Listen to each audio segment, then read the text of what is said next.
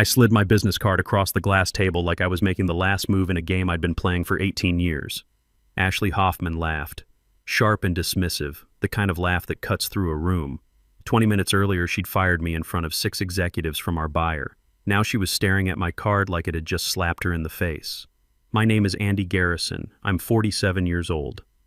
Until that morning, I'd spent nearly 2 decades building Summit Logistics Solutions from a garage operation into a cold chain transportation company worth $480 million. I didn't do it with flashy presentations or social media campaigns. I did it in spreadsheets nobody read, contracts nobody understood, and backup systems everyone ignored until they needed them. I designed the refrigerated transport network that kept vaccines stable when Texas summer heat hit 110 degrees. I negotiated the FDA compliance framework that let us scale without getting shut down by regulators. My emergency protocols kept insulin shipments moving when that ice storm knocked out power across Dallas for 3 days. I was the guy taking calls at 2 a.m., not posting leadership quotes on LinkedIn. Then our founder retired. No transition, no handoff. Just a farewell barbecue on Friday and an empty office on Monday. That's when Ashley showed up. 26 years old, founder's niece, fresh MBA from Stanford. Her first day, she called an all-hands meeting and announced we were going to digitally transform our legacy processes. Everyone nodded. I didn't. See, I'd been through this before. Back in the Navy, some fresh lieutenant would show up wanting to revolutionize how we ran supply chains. Experience teaches you that good systems survive because they work, not because they look good in PowerPoint. Within a week, department heads were coming straight to me instead of Ashley. Legal, finance, operations. The sensors in Truck 47 were acting up again. I fixed it with a phone call. Ashley announced we were switching to some automated monitoring system that cost 3 times more and couldn't handle Texas heat. I documented that too. When you've been around long enough, you learn something about corporate disasters. They don't start with explosions. They start with confidence that isn't backed up by actual knowledge. When Titan Defense Solutions started their acquisition process, I knew exactly how this would play out. Ashley just didn't see it coming. After her first month, things changed. I stopped getting invited to meetings. Ashley didn't make a big announcement about it. She just stopped adding me to calendars. Strategy sessions became leadership only. Vendor calls turned into impromptu chats I somehow never heard about. When people asked where I was, she'd say, "Andy's more execution than vision." I took that as permission. When you've spent enough years inside a company, you learn the difference between being ignored and being underestimated. One's dangerous, the other's useful. I stayed quiet, did my job, fixed what I was still allowed to fix, and documented everything else. The military teaches you to keep paper trails. When things go sideways, and they always do, nobody remembers the conversations. They remember what got written down. Titan's due diligence team started asking questions, lots of them. On paper, Summit looked solid. Revenue was steady, margins were healthy. But their questions weren't about numbers. They were about what happens when things break. What happens if this vendor fails? Who actually knows how to fix the FDA compliance system? Where are the emergency procedures documented? Ashley answered with confidence. I answered with proof. At first, the messages came through back channels. Some junior analyst would accidentally copy me on an email. A legal guy would ask for background on some regulation. I responded with facts, no opinions, no commentary, just evidence. Then Jessica Walsh, Titan's integration lead, wrote to me directly. "Andy, could you spare 15 minutes to clarify a few operational dependencies?" I knew what that meant. You don't ask someone to clarify unless you already think they're the one who actually knows what's going on. I said yes. One call, 15 minutes. Jessica didn't waste time. She asked about vendor contracts, backup systems, who had emergency authority. I walked her through where the real risks were and where the safeguards actually lived. Then I mentioned, almost casually, that most of those safeguards depended on specific people knowing what to do. "Which people?" she asked. "Historically, me," I said. That was all it took. After that call, things started moving faster. I got copied on draft org charts. My name showed up in footnotes. Not headlines, footnotes. The kind that survive when lawyers review documents. Meanwhile, Ashley was busy making changes. She replaced our proven cold chain monitoring with some app-based system her consultant friend recommended. The guy had never shipped a vaccine in his life. Temperatures spiked in 3 trucks. A major pharmacy called threatening to drop us. I fixed it with one phone call, then sent the incident report to Titan's risk team. No commentary, just facts. The weird part wasn't Ashley's confidence. It was how certain she seemed. She really believed leadership was about being the loudest person in the room, that systems would just magically work because she said they should. But systems don't care about confidence. They follow rules. And I was starting to realize something important. Titan wasn't watching Ashley anymore. They were watching what happened when she wasn't around. That's when the first document showed up in my inbox. Late Wednesday night, a file landed in my inbox. No subject line, no message. Just a document labeled Transition Staffing Internal Draft. I almost deleted it. Almost. But 18 years of habit made me open it anyway. It wasn't meant for me. That was obvious. The thing was full of tracked changes, half-finished sentences, placeholder text. The kind of document that exists before decisions become official. I scrolled through it slowly. Then I saw it. A section titled Operational Continuity Authority. Under that, one line, Continuity Lead, TBD. To be determined. That's corporate speak for we're still figuring this out. But in acquisitions, figuring things out means power. And power was exactly what I needed. I saved the file and went to bed. Didn't tell anyone about it. Some things you keep to yourself until you understand what they really mean. The next few days were quiet on the surface but crazy underneath. Ashley pushed through another optimization. This time she reassigned approval rights for FDA reporting. Didn't tell legal, didn't tell finance. Definitely didn't tell Titan. The system crashed within 2 hours. Shipments got stuck. Reports wouldn't validate. The FDA sent us one of those polite but serious emails asking why our compliance filings were late. Ashley sent a company-wide message blaming legacy system rigidity and promised a fix by Friday. Meanwhile, I was already fixing it. Took me 20 minutes and 3 phone calls. Jessica called me that afternoon. This time, she didn't ask for 15 minutes. She asked for my honest assessment of what was happening. I didn't sugarcoat anything. Walked her through exactly what Ashley had broken and why. Sent screenshots, error logs, timestamps, the whole mess, documented and organized. At the end of the call, Jessica was quiet for a minute. Then she said, "You know this isn't sustainable, right?" "Yeah," I said. "That's why I keep records of everything." Things changed after that call. Instead of asking what was happening, people started asking what should happen next. Draft org charts showed up with my feedback already built in. Risk reports mentioned Garrison's assessment. Legal started asking if changes needed continuity approval. That phrase again. Continuity approval. Ashley was still celebrating her transformation wins. She brought in some friend from business school to advise on strategic velocity. The friend suggested cutting a vendor backup system I'd put in place after a near disaster 3 years ago. I flagged the risk. Ashley ignored me. 2 days later, that backup system was the only thing that saved us when our main cold storage facility lost power during a summer brownout. Didn't say I told you so. Just sent Titan the incident report. Friday afternoon, another file showed up. Same name, updated version. This time the placeholder was gone. Continuity lead, Andrew Garrison. No announcement, no congratulations.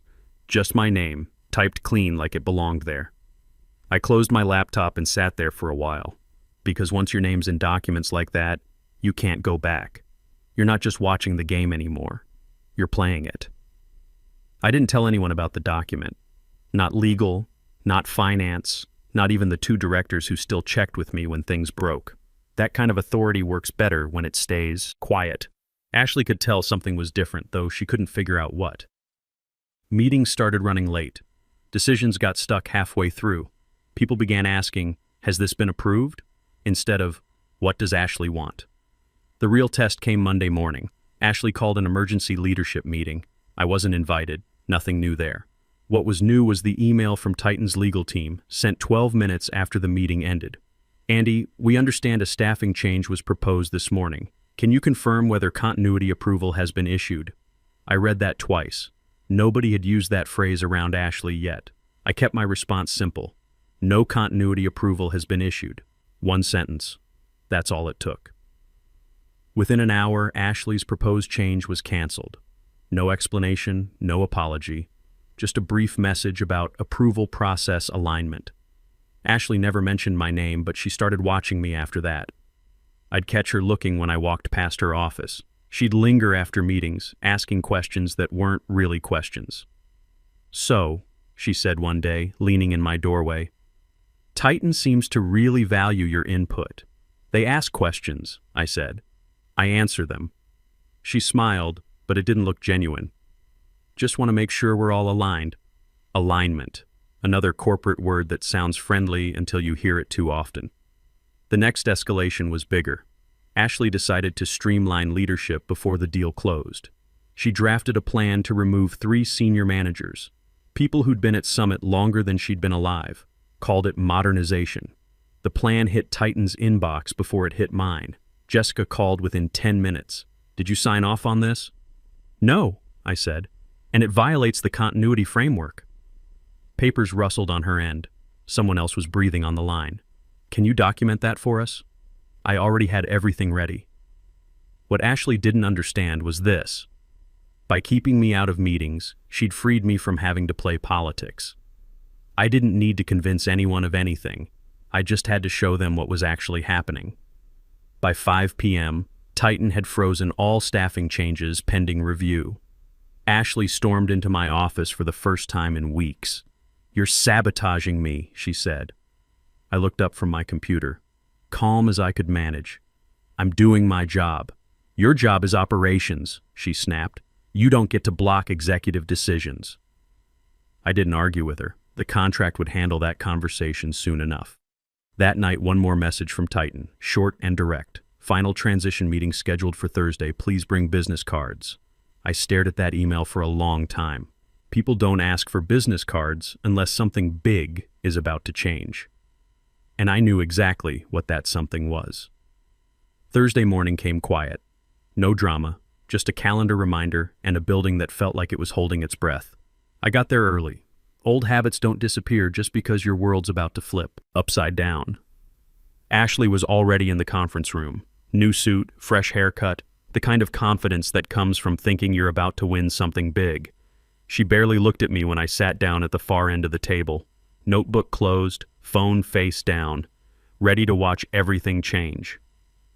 Titan's team filed in one by one, legal first, then finance, then Jessica. She gave me a small nod that meant more than any handshake. Finally, Ryan Stone, Titan's CEO, took his seat at the head of the table. Ashley straightened up. This was her big moment, or so she thought. Ryan opened without any small talk. "Let's review transition readiness and leadership alignment."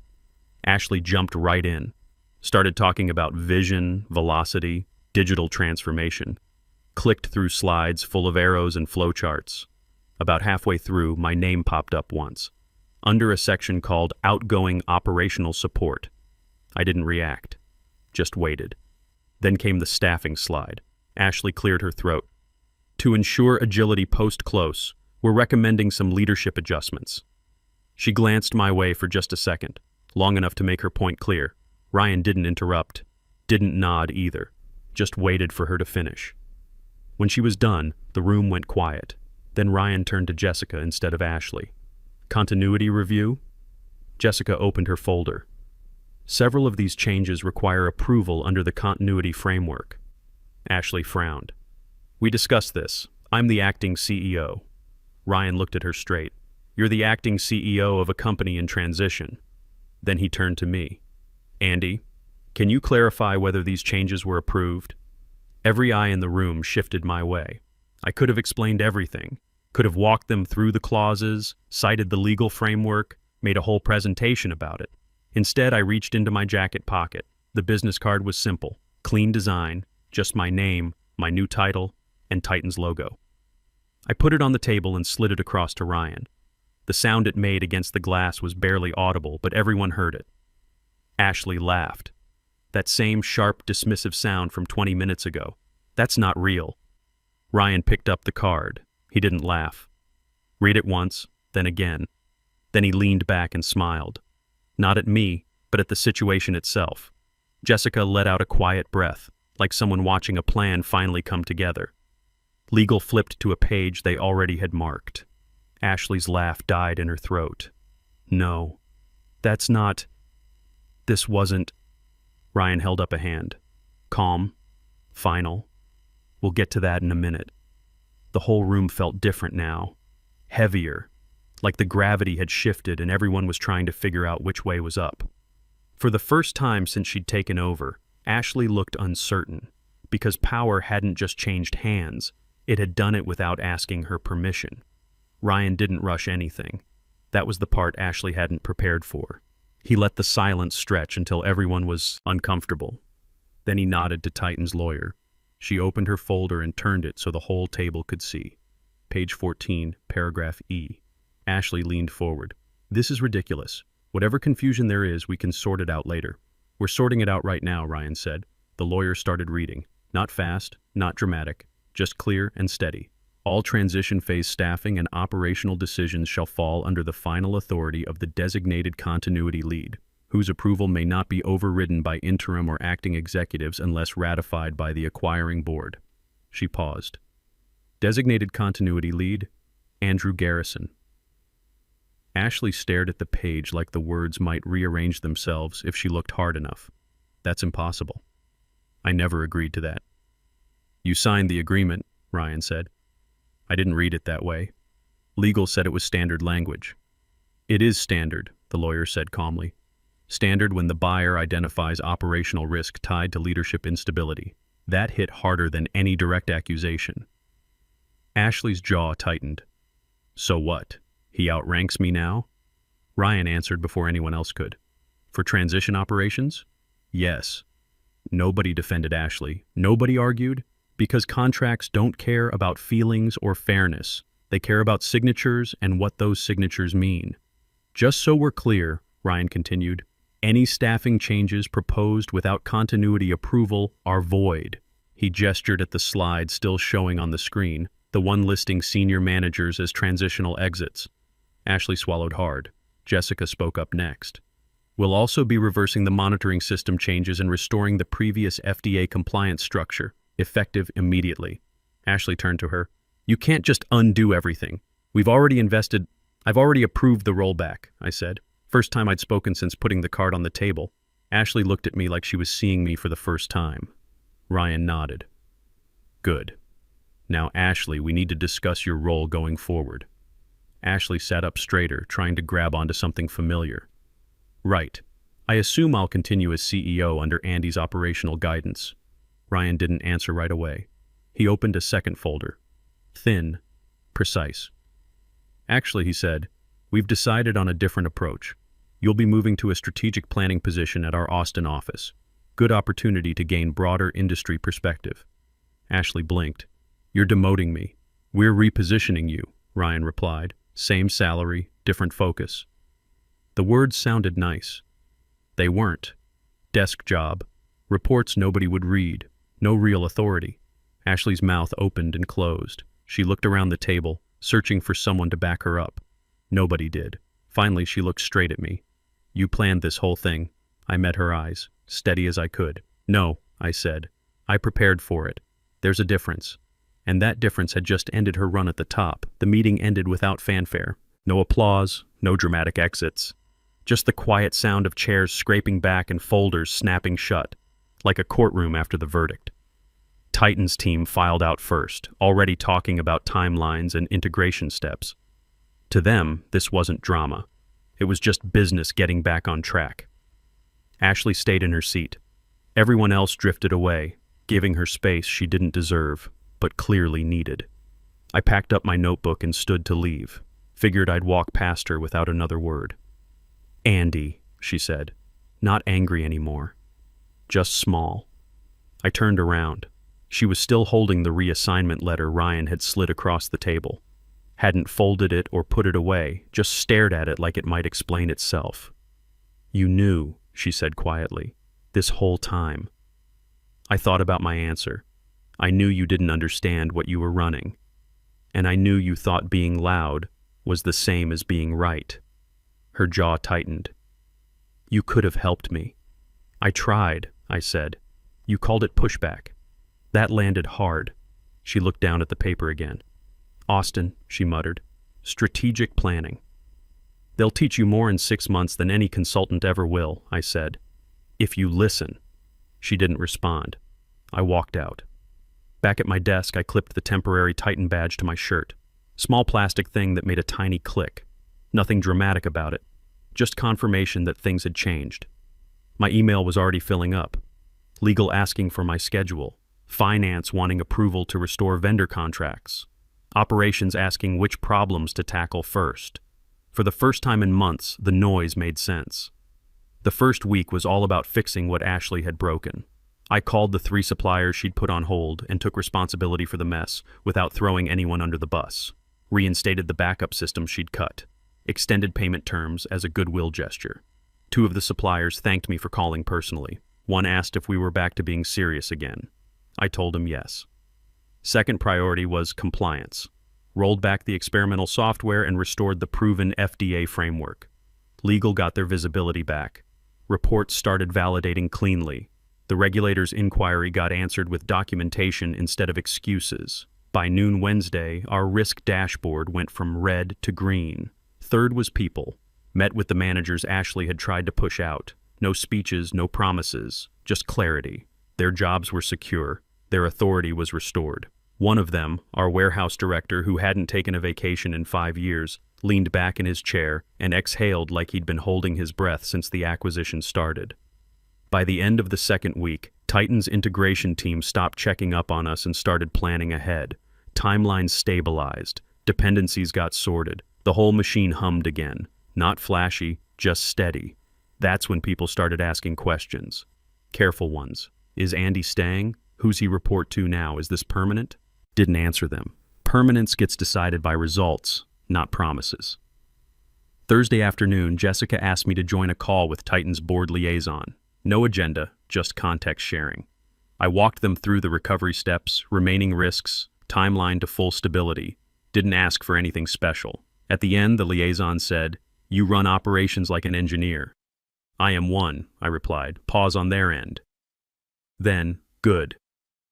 That night I walked through the warehouse floor for the first time in months. Forklifts moving with purpose, screens updating in real time. A supervisor waved and said, "Feels normal again, normal, best compliment I could get." A few days later, Titan made it official. Extended my role quietly. Same responsibilities, longer timeline. Enough runway to finish building the bridge I'd been holding together since the acquisition started. Ashley sent me one message from Austin. First week was rough. Learned more than I expected. I typed back, "That's how it starts." Because careers don't end with laughter. They end with lessons, whether you're ready for them or not. By the second month, the chaos felt distant, not erased, just managed, like a storm that had passed without doing structural damage. Titan's name was on the building now, but Summit's backbone was intact. Numbers told the story better than any presentation. On-time deliveries climbed back above baseline. Vendor complaints dropped to 0. Compliance audits closed without follow-ups. Quiet wins that never make headlines but decide whether companies survive. Titan noticed. So did executives who'd never bothered learning my name before. Started asking for my input on things outside my official scope. What breaks if we scale faster? Where are the hidden costs? Who actually understands this system? I answered honestly. Sometimes the answer was me. Sometimes it wasn't. Either way, the truth held up. 6 months later, nobody talked about the meeting anymore. Not because it was forgotten, but because it didn't matter. Summit survived the acquisition not through luck or politics, but because the right systems were in place and the right person was trusted to run them. The company became boring again, in the best possible way. Processes worked. Decisions had clear owners. Problems got caught early and fixed without drama. The machine did what it was designed to do. As for the business card that made Ashley laugh, I still carry it. Not because it represents victory, but because it reminds me how fragile authority really is when it isn't earned. You don't win by being the loudest person in the room. You win by being the one who understands what actually keeps the lights on. And when all the noise finally fades, that's when real careers begin. That's my story. Hope it was worth your time.